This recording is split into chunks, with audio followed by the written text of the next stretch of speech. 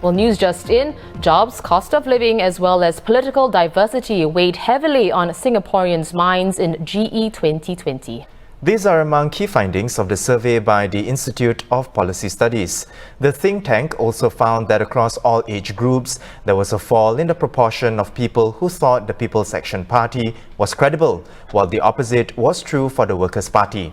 Overall, the proportion of respondents who saw PAP as credible fell from 93% in 2015 to 86% in 2020.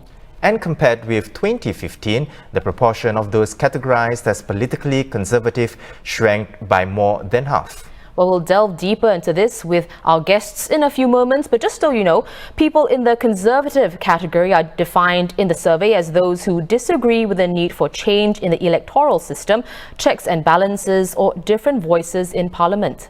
There are two other categories, the swing and pluralist. Those in the swing category are defined as being mixed in their views. And pluralists desire more political diversity. Lots to digest, so we're very pleased to welcome two members of the research team, Dr. Gillian Koh, who's Deputy Director of Research and Senior Research Fellow at the Institute of Policy Studies. Dr. Teo Kay Kee joins us as well. She's a postdoctoral fellow at the IPS Social Lab. As you both know, respondents cited the need for good and efficient government as the top priority on a list of 15 issues. A new item on this year's list was the government's handling of the COVID-19 pandemic. Almost 9 out of 10 voters surveyed said it was important or very important. So what does this mean in terms of Singaporeans' expectations of the government and possible implications on how they vote in the next GE? Dr. Koh, let's start off this discussion with you. Well, I think what we did was to pair that with the issue of job situation and cost of living. So we see that there is a group of respondents to our survey, which is indicative of the citizen population that are concerned about the bread and butter issues, their livelihoods, in addition to what COVID meant to their lives, disease and health. So I think that's one key issue that was a driver to sentiment during the election and certainly its outcome.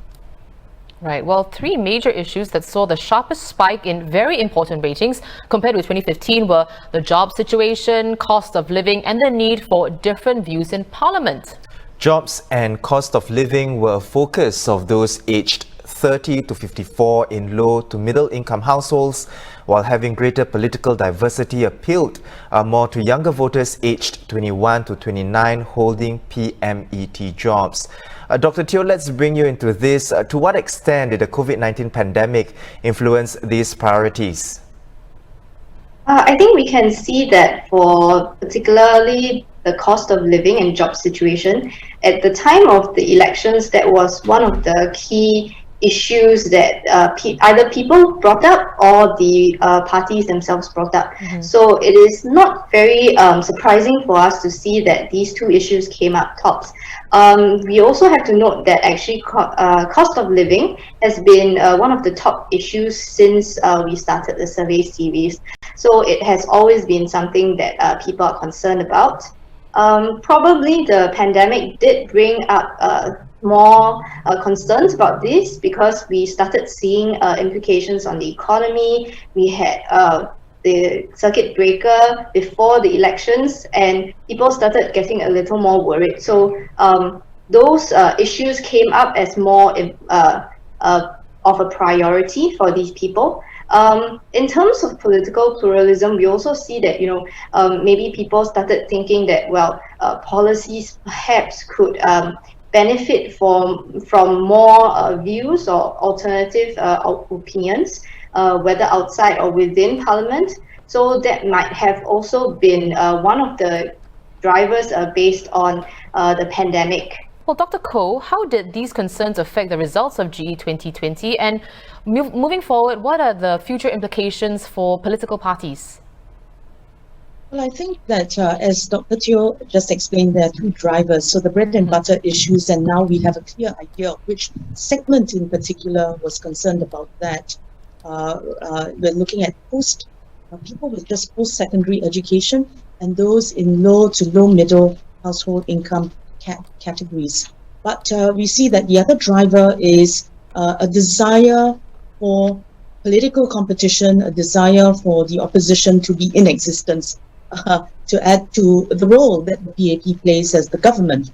And in that case, we see that it is the younger voters, those in the 21 to 29 age band, and also those in the higher professional class, those in the PMET class, that consistently respond to our waves of survey indicating that they value political pluralism. So what are the implications?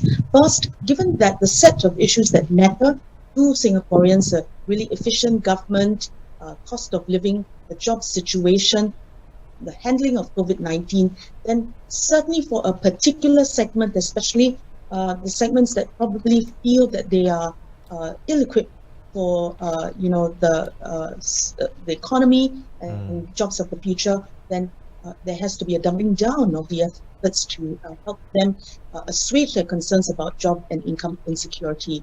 But also, there's no shortage of good ideas and, in fact, measures introduced by the PAP. So what more can the opposition parties offer in that respect?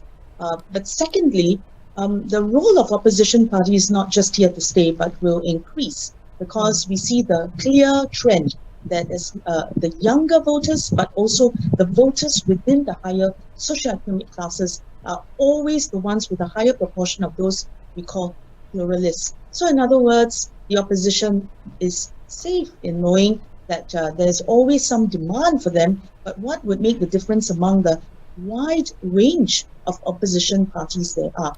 So in terms of the general election outcome, where we've seen that there are no three-cornered fights, which means that there will always be some room for an opposition party. It's just a straight fight between the PAP. But what more can the opposition parties do to appeal and therefore respond to that desire for political competition? In which case, read the data with regard to characteristics of candidates that people are looking for and all the other issues.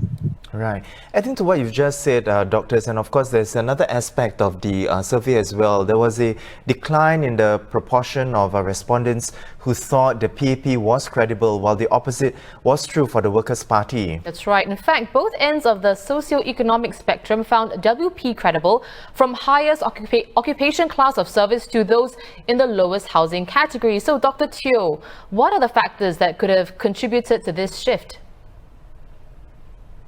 For these shifts, I think there are probably also the drivers that we mentioned just now, for job situation as well as the demand for political pluralism. Mm-hmm. So it is likely, because when we look at the breakdowns of which demographic groups are more concerned about these issues, we see that those who are from the lower socioeconomic groups were more concerned about cost of living and job situation, and these were also the groups that actually had slight increases in the proportions that rated the WP as credible. But we do have to note that actually for these groups, right, they started with a lower proportion, so there is more room for them to increase in proportion, especially when we look at the general trend this year, where there was more support for opposition parties in general. In terms of political pluralism, I think that also was a key factor for helping the WP.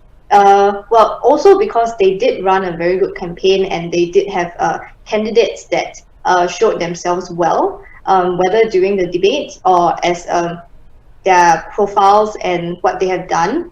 So that might have also contributed to people who are looking for political pluralism and want a party that can actually deliver what they want in Parliament. So perhaps these factors contributed to their particular rise in credibility ratings. Right. Dr. Koh, your thoughts, what are the electoral implications for the PAP and opposition parties going forward? Well, I think for the PAP, Minister Lawrence Wong had given his analysis, and our results do jive well, do resonate with what he has said.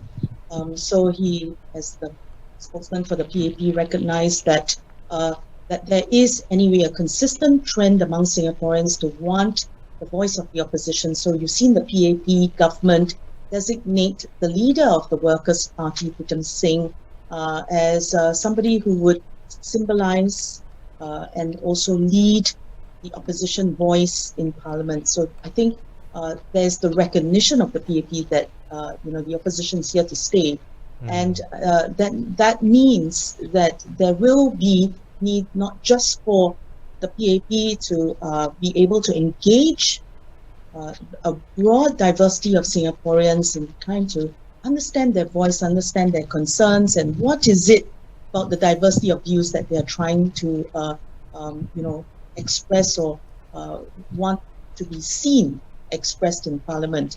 But on the other hand, the opposition parties recognizing that our data says efficient government matters, the issue of job situation matters. There is that demographic of those who are somewhere in the low income and post-secondary education groups that are insecure with regard to life.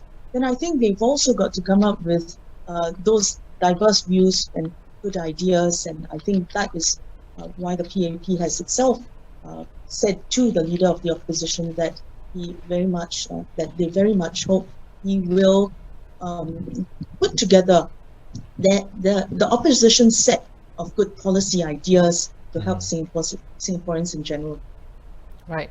Well, another finding from the IPS survey, compared with 2015, the proportion of those categorized as conservative shrank by more than half, from 44.3% to 18.5%. Conservatives are defined in the survey as those who disagree with the need for change in the electoral system, checks and balances, or different voices in Parliament. Conversely, pluralists agree there is need for change in the electoral system, checks and balances, and different voices in Parliament. And the proportion in that category rose from 18% in the 2015 survey to 22.4%. Those in the swing category with an eclectic mix of views rose sharply by more than 20 percentage points to 59.2%. So we're seeing a drop in the number of conservatives, a sharp rise in pluralists, and a huge shift towards the swing category. So Dr. Teo, what do you think are the reasons behind these changes? Well, we see the drop in conservative numbers, first of all. It's likely also a result of the current times, because if we look when compared to 2015, the proportion of conservatives actually was much larger. Mm-hmm. So during that election, we saw that there was a great support for the incumbent government, where the PAP actually won much larger proportion of votes. So this also probably indicates that more people find that they do want slight changes in the status quo, not the same as before, which therefore contributes to the larger group of people who are in the swing category. So the swing group actually means that they perhaps want some checks and balances, but they maybe think that the electoral system can remain, or vice versa. So these wide range of combinations, actually we all classify them as swing voters. So looking at the large proportion this year in the swing category, it is likely that these people have different opinions about the different aspects of the electoral system, and they probably want to see some change, but not too much, because there is always more higher priority for efficient government, and also to be able to deliver on various of the top issues that we have found in this survey. So that is probably why we have a larger group in the swing, rather than all shifting towards the pluralist category. Now, great points so far. So, Dr. Koh, just to round up our discussion for today, anything that you'd like to add on? Well, I would just like to reinforce the point that the the category of swing voters does kind of value efficient government very highly. In fact, even higher than those in the conservative category and the pluralist category. So they're a mixed bag, as my colleague has said, of those who want efficient government, but probably feel that more checks and balances and diversity of views will reinforce the possibility of having more efficient government in Singapore. And the second one, to do with the electoral strategy, as you had asked just now, Priyanto. Actually, we do have a set of questions about media use, and there you see that the use of the internet has popped up. And I think that whichever party or the parties that have a good strategy in terms of outreach online is going to make an impact for particular groups, those in the younger category and those in the service class. Bear in mind that these are all groups that not just refer to the internet, but they refer to a whole range of media. And certainly one flank in terms of the electoral strategy has to do with putting out effective engagement strategies online in order to win some bandwidth among the voters in the next election. All right, definitely points to ponder. Well, thank you so much, Drs. Koh and Teo, for setting aside time to speak with us and for sharing more on the findings of the survey. Now, we've been speaking to Dr. Gillian Koh, Deputy Director of Research and Senior Research Fellow at the Institute of Policy Studies, as well as Dr. Teo K. Kee, a postdoctoral fellow at the IPS Social Lab. You can, of course, read all about the findings from the IPS's post-election survey at straitstimes.com.